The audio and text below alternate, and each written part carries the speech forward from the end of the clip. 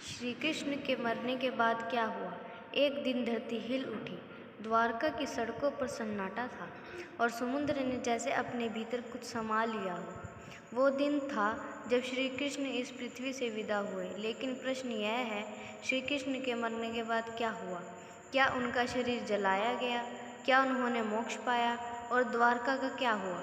आप हम जानेंगे इस अनसुने अध्याय को, जिसे बहुत कम लोग जानते हैं। वीडियो को अंत तक ज़रूर देखिएगा, क्योंकि अंत में आपको मिलेगा वो रहस्य जो बदल सकता है आपके जीवन का दृष्टिकोण।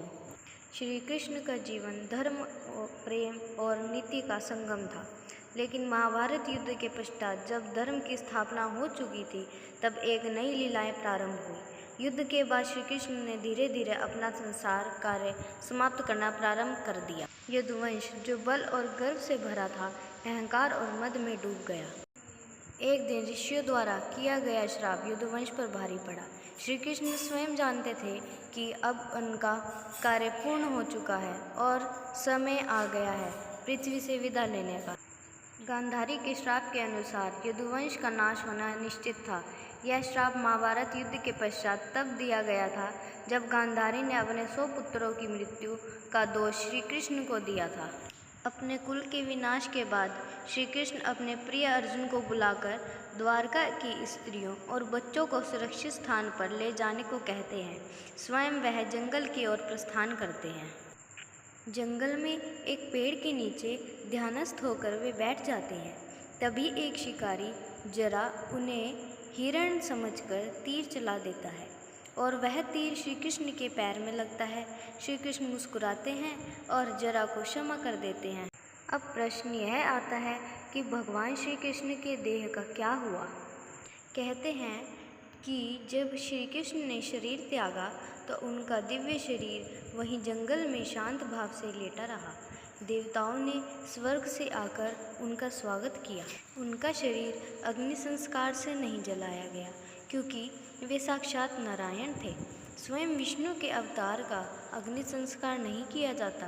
कहते हैं कि उनका दिव्य शरीर अदृश्य हो गया और आत्मा ब्रह्म में विलीन हो गई। जैसे ही श्री कृष्ण ने देह त्यागी, द्वारका नगरी, जो समुद्र के किनारे बसी थी, धीरे धीरे समुद्र में समा गई। समुद्र ने एक विशाल लहर के साथ पूरी नगरी को निगल लिया। श्री कृष्ण के कहने पर अर्जुन द्वारका की स्त्रियों और बच्चों को लेकर हस्तिनापुर की ओर चल पड़े। लेकिन रास्ते में डाकुओं ने हमला किया।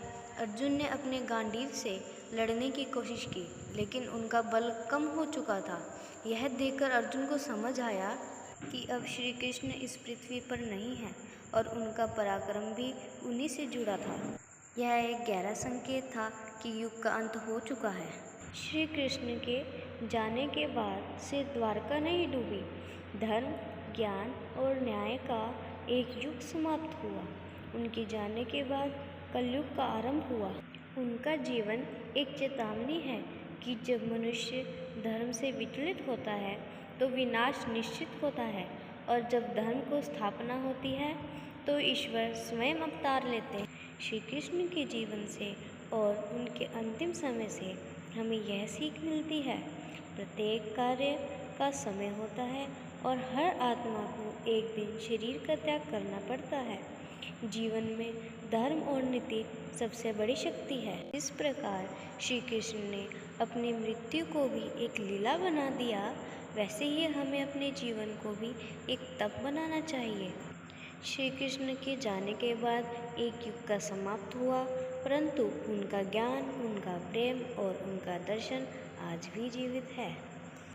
अगर आपको यह वीडियो ज्ञानवर्धक और रोचक लगी तो इसे लाइक करें, शेयर करें और हमारे चैनल को ज़रूर सब्सक्राइब करें। धन्यवाद।